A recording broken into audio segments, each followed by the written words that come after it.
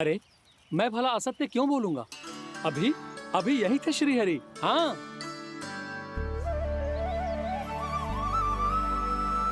हाँ, जैसे श्री हरि को तो कोई कार्य है ही ना। वो तो आतुर होके बैठे रहते हैं, कब तुम हरि हरि बुलाओ और वो दौड़े चले आए। भगवान तो भक्तों के पास आने के लिए सदैव आतुर रहते हैं। बल्कि सत्य तो यह है कि भक्तों के मन में ही निवास करते हैं भगवान। भगवान तो भक्त के पास आने के लिए सदैव ही आतुर रहते हैं शंकरी मौसी। बल्कि सच्ची बात तो ये है कि भगवान हमारे मन में ही निवास करते हैं। कम से कम तू तो इसे बढ़ावा मत दे जशोदा। जब देखो जब हरि नाम की रट लगाए रहते है। हरि बोलते बोलते ऐसो बावलो होता है कि सारा कार्य भूल जाता है। 2 दिन से अपनी मटकी के लिए चक्कर काट रही हूँ। अभी तो एक चक्कर और लगाना होगा आपको। आपकी मटकी तैयार हो गई है, अभी लाता हूँ।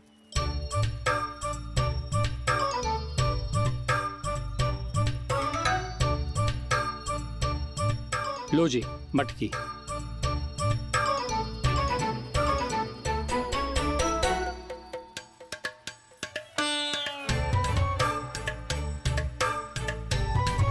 इस कच्चे मटके का क्या करूं मैं?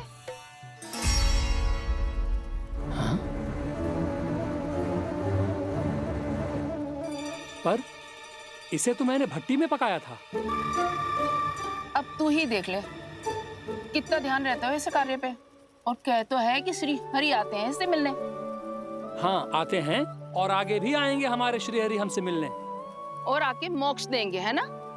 मांगूंगा तो मोक्ष भी दे देंगे, मांगूंगा तो मोक्ष भी दे देंगे, मांगूंगा तो मोक्ष भी दे देंगे।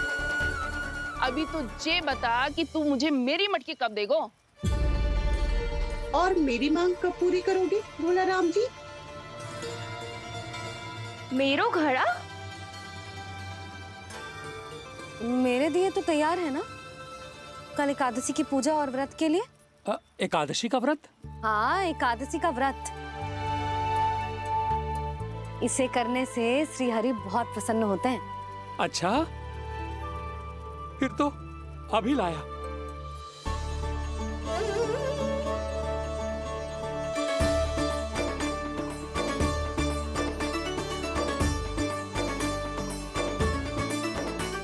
लो जी आपके दिए।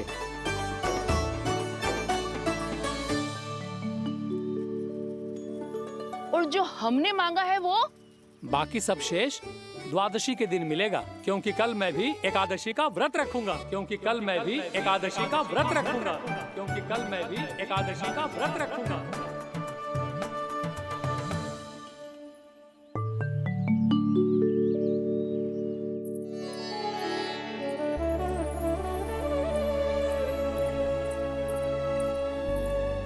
जानकी, फूलों का प्रबंध हुआ कि ना? हाँ भाभी, जे रहे। सदैव विलंब कराती है। पर भाभी इस बार तो फूल समय से ही लाई थी। क्या हुआ जशोदा? अभी तो पूजा की तैयारी ना हुई? देखो ना मौसी, ये जानकी ना कुछ छूट ही जाता है इसके कारण। एकादशी की पूजा और व्रत आते ही जसोदा भाभी इतनी वग्र हो जाती है। ऐसो क्या होगा इस पूजा में?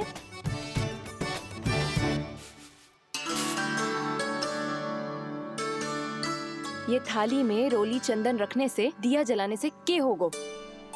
आपको पता भी है एकादशी का व्रत क्यों रखते हैं? क्या महत्व है इसका? लो, जे तो मैं जसोमती रानी से पूछना भूल ही गया। पर हाँ भगवान, मेरे लिए इतना ही पर्याप्त है कि इस व्रत को रखने से मेरे श्रीहरि हमसे प्रसन्न हो जाएंगे।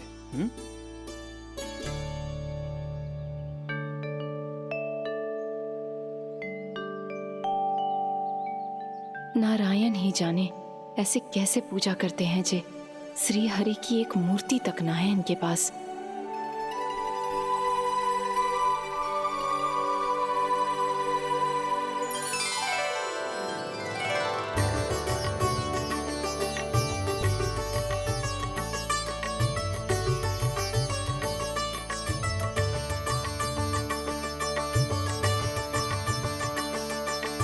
प्रभु, न तो मेरे पास मूर्ति है और ना तो इस व्रत के विधि विधान के बारे में मुझे जानकारी है और ना ही मुझे इसके महत्व के बारे में जानकारी है, पर फिर भी मैं करना चाहता हूं।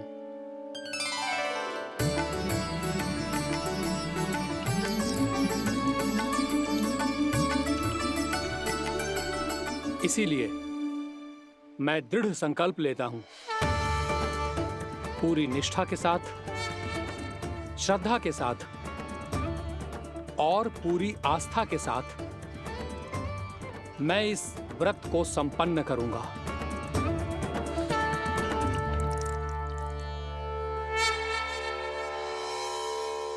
हम संकल्प लेते हैं कि एकादशी के व्रत को पूरी निष्ठा के साथ संपन्न करेंगे।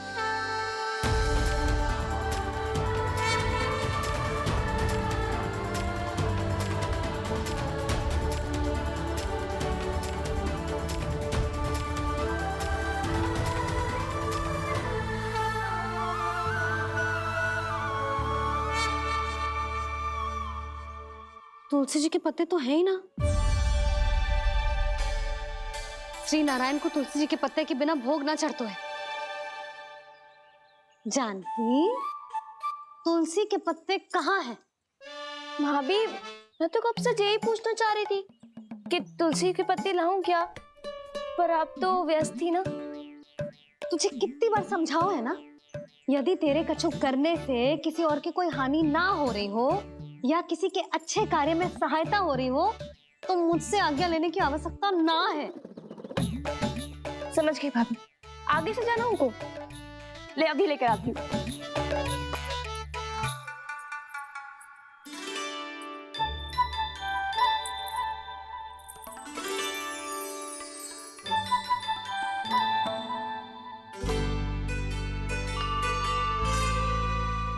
ताऊ, आपने पहले ये व्रत करो है? आपको इसका महत्व पता है? भाभी चलो।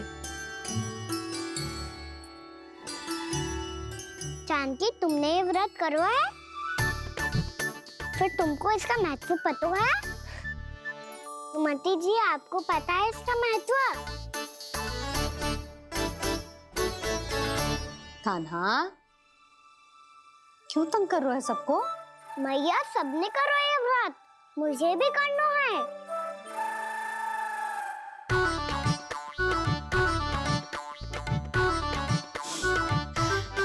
ये व्रत केवल बड़ों के लिए होती है लल्ला।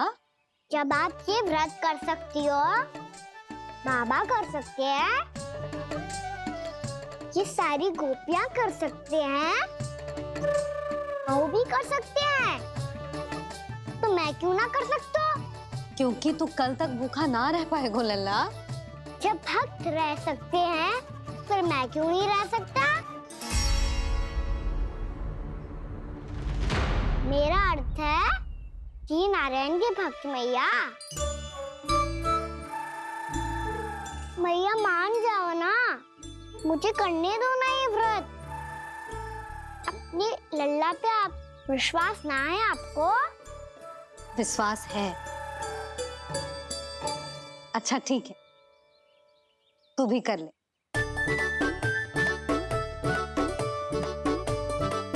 पर मैया, व्रत की कथा तो सुनाओ, मैं तो अबध हूँ ना। मुझे कैसा पता चलेगा कि ये व्रत करते क्यों हैं?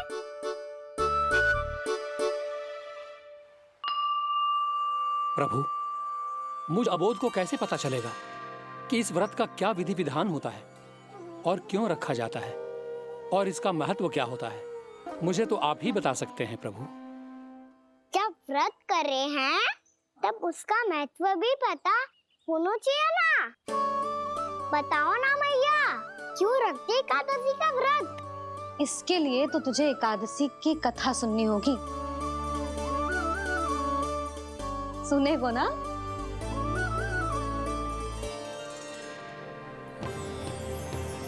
वसुदेव सुतं देवं कंसचाणूरमर्दनम् श्रीहरि, यशोदा परमानंदम्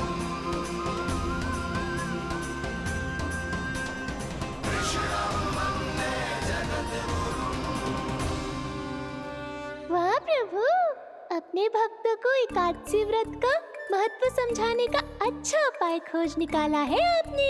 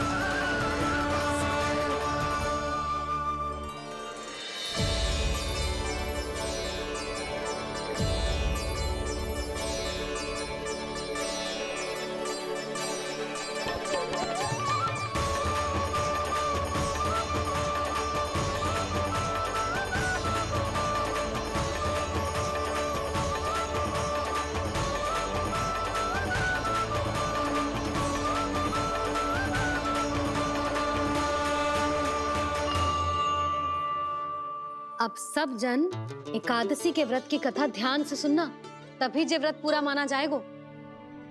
समझो लल्ला।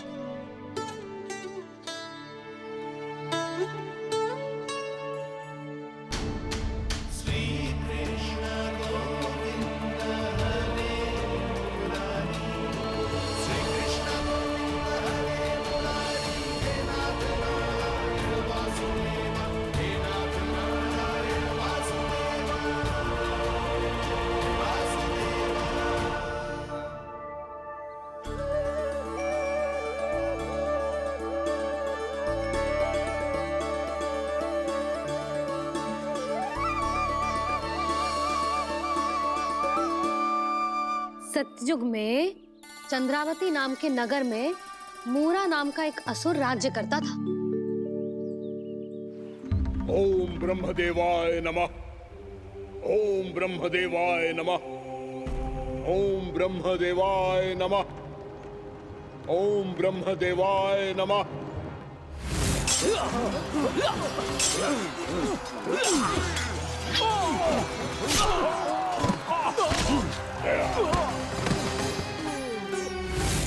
ओम ब्रह्मदेवाय नमः। ओम ब्रह्मदेवाय नमः। जब उसने देवताओं के हाथों असुरों की पराजय देखी, तब वो वरदान पाने के उद्देश्य से ब्रह्मा जी की तपस्या करने चला गया।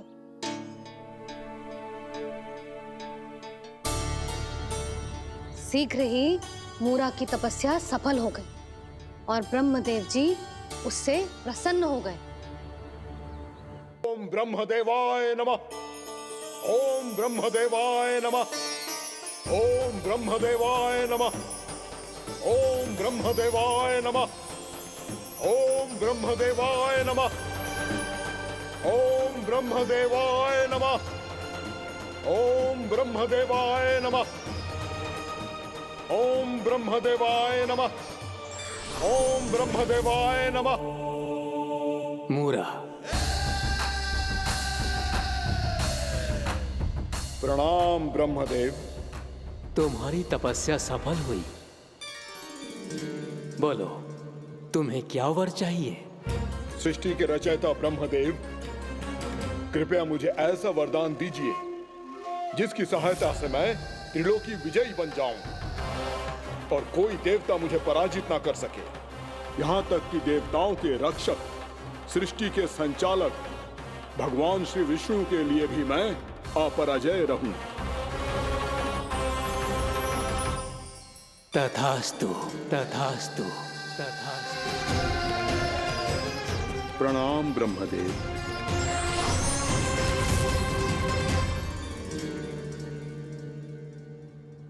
ऐसा वरदान पाकर मूरा बहुत अभिमानी होगा।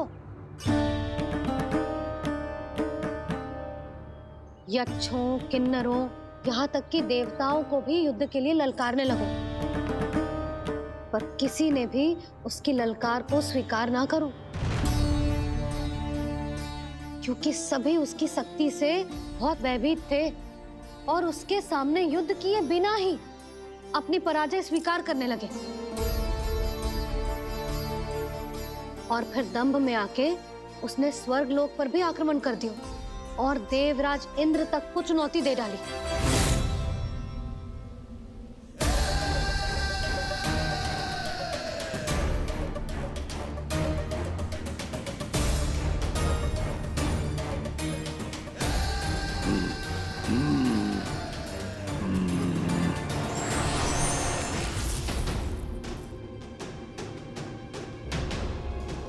मैं प्रतीक्षा कर रहा हूं देवराज, क्या उत्तर है तुम्हारा?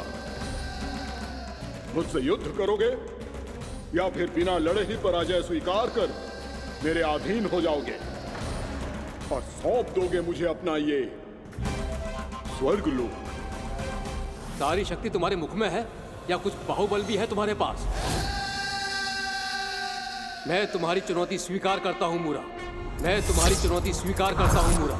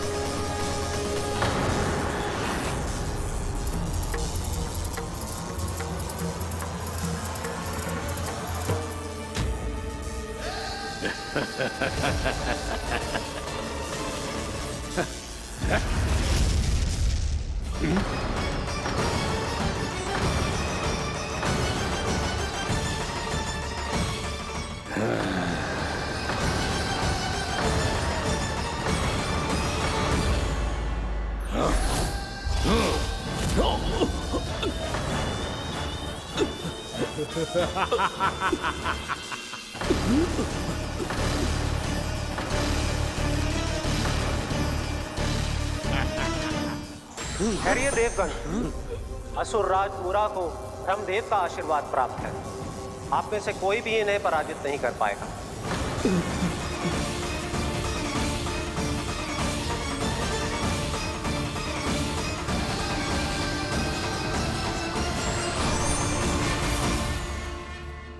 एक अवसर और देता हूं देवराज, युद्ध या अधीनता, क्या उत्तर है तुम्हारा देवराज?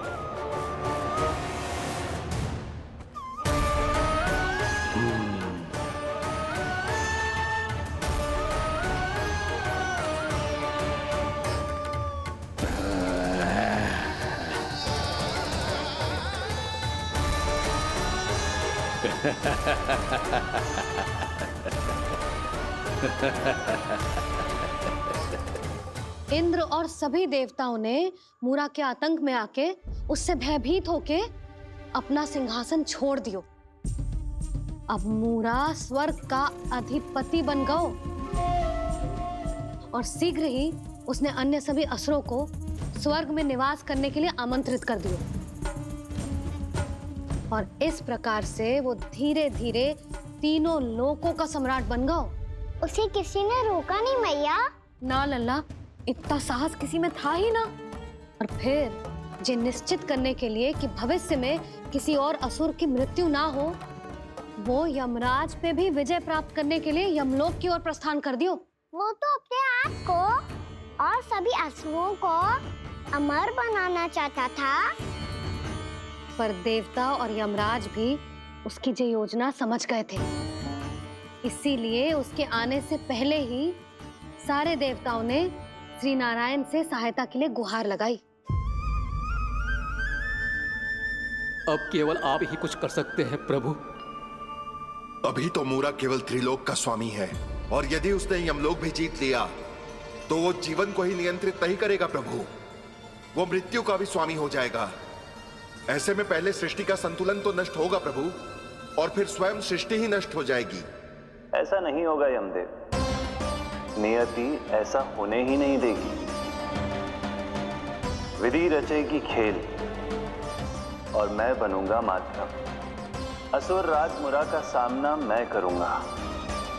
बस आप मुझे चुनौती देने के लिए उसे तैयार कर लीजिए, चाहे उसके लिए आपको साम दाम दंड भेद कोई भी उपाय क्यों ना अपनाना पड़े।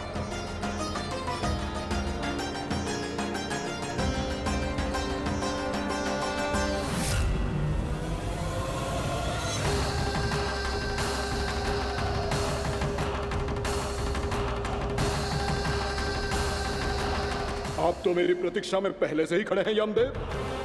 तब तो आपने मेरी चुनौती के बारे में भी सुना ही होगा। कहिए, क्या उत्तर है आपका? मेरा स्वागत करके अपना राज्य त्यागेंगे या मेरा सामना करके अपने प्राण? असुर राज मुरा का सामना मैं करूंगा।